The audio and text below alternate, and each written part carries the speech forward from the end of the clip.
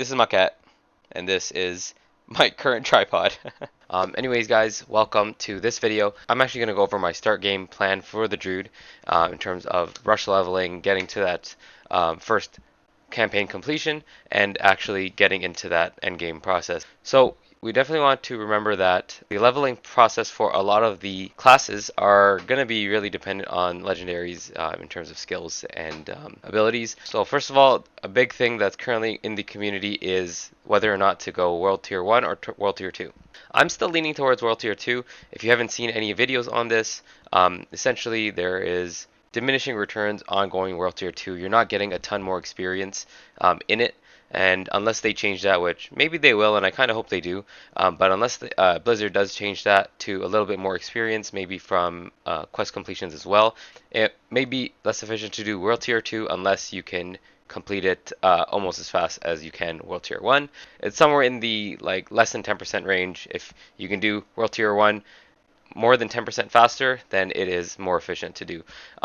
But one thing to mention is that you will get 20% more experience from monsters, which could be significant to a degree, especially in that beginning early game. So as you're killing those first few mobs and actually having to kill all the monsters in a certain area to continue through the level, that 20% extra experience is going to help a lot and probably get you up 1 or 2 levels a lot quicker in the very early game. I'm talking about 1 to 10, 1 to 5. So that can actually help you get abilities to help you push faster in those later on levels as well. So in the long run, I'm not sure if that's going to be actually faster or slower than if you just rush through in World Tier 1 and slightly get through content a little bit faster. I've never played World Tier 1, so I don't know the difference in speed necessarily. But at the same time, I think it'll be a more fun experience to do World Tier 2.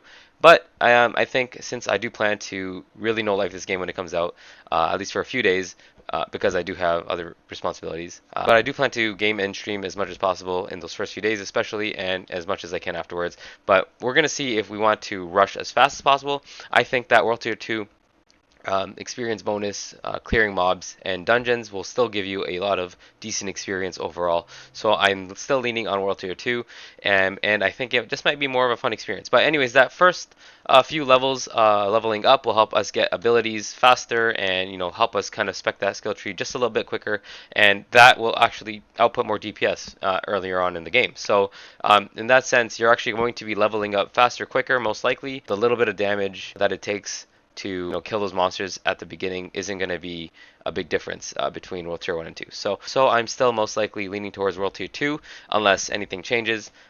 Maybe I'll try World Tier 1, who knows, but most likely World Tier 2. And I would like to kind of party up with some people. I actually have no friends that I've really been playing with in terms of Diablo 4 content so far. So maybe I'll party up with some people and we'll have some fun together and level up as fast as possible as soon as it releases. So let me know if you're down. And especially with Druid, I think that it's important to just kind of leverage those legendaries that you get. Obviously, it might be tough to get some. As you're leveling through at least 20 to 30 levels, you're probably going to get at least one maybe, but you never know, right? So I'm going to be doing the campaign as soon as possible, and as I do the campaign and I see every single side quest near the locations I go and start those side quests.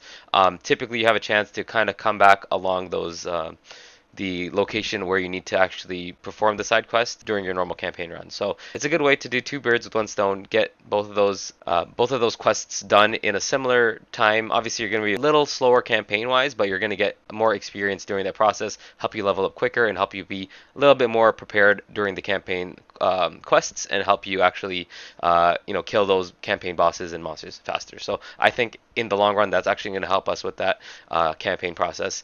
And I'm not sure if it's going to be quicker or not, but I think that the extra levels and damage will definitely help, and also more opportunity for loot as you go along. So now regarding the legendaries and items, I do have a few guesses on how I would play it out. Most likely start with the Storm Strike basic ability. It's pretty much the most efficient skill early game for a basic attack. And depending on my modifiers, if I can get any earth damage, I'll go Landslide for sure. But Landslide is still very strong regardless. If I want to just get some AoE and guaranteed overpower, we're going to go with Pulverize, of course. But that first legendary, if the aspect helps our core skills, then we're definitely going to just go that way.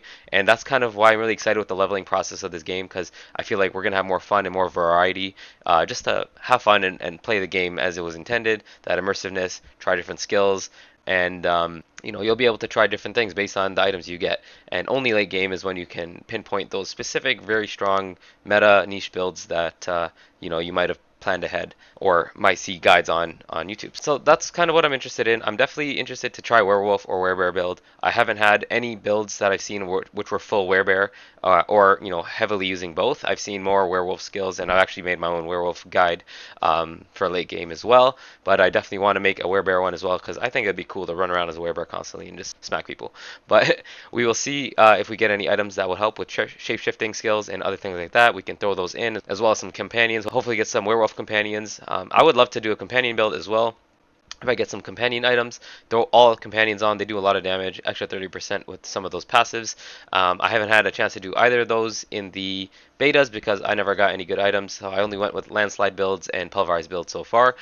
So definitely looking forward to having the chance to really play the game as expected, but also be pushing as fast as possible. So in terms of gameplay, we're just going to be focusing on that campaign, doing side quests, doing the legendary aspect dungeons that are first Druid related. So make sure I get the aspects that would help me to help me be a little stronger and push through the game faster. So I want to do those as early as possible, and then from there, if there are dungeons that are kind of near where I am, I might be able to do those. But I think the faster process is to push through the campaign as fast as possible.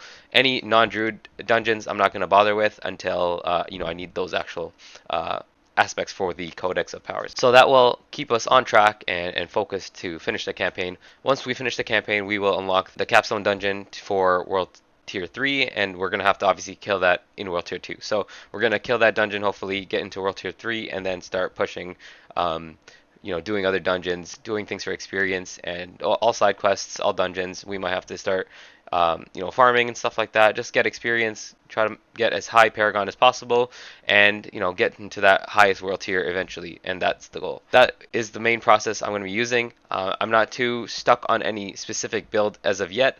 We're going to be waiting to see what items we get, and I think that's a big part of the fun of it. And I think you don't always have to be calculated for everything. I think you'll have the most fun just enjoying it as is and not trying to push a certain build that you had in mind. Go in with an open mind and you'll enjoy the game. And I've already enjoyed the beta so far, and I'm sure we'll all enjoy the game when it comes out. Everyone's been very excited, including myself, so looking forward to it. Let me know your guys' thoughts. What class are you planning to start with? And do you have any specific plans for rushing through that campaign? Or are you just going to go step by step and play based on those legendaries? I know some of the other classes, you don't necessarily need to do that. And with Druid, you can do that as well. If you don't get any legendaries, there are a few basic builds you can go with, but a lot of them are viable, such as the landslide or pulverized build. So let me know your thoughts, and I will see you guys on the next one. Thanks for watching.